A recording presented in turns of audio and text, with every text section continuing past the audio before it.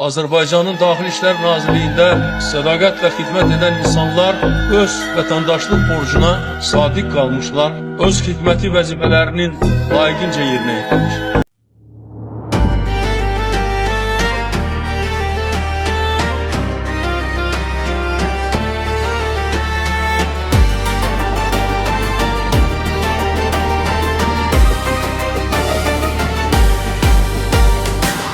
Qarabağ çağırdı, qalxdı igidlər, polis sıralandı ön cəbhələrdə.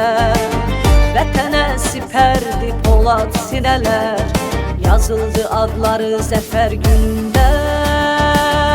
Səngərsiz döyüşənlər, qəhrəman polislər, Odalov içindən keçən qorxmaz ürəklər.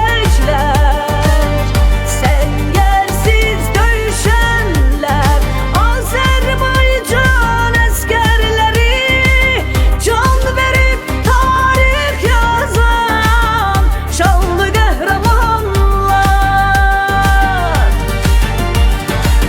Şuşaya gedən yol onların yolu, qələbə nəğməsi dillərdə qaldı.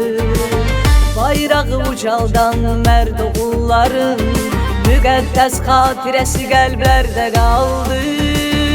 Səngərsiz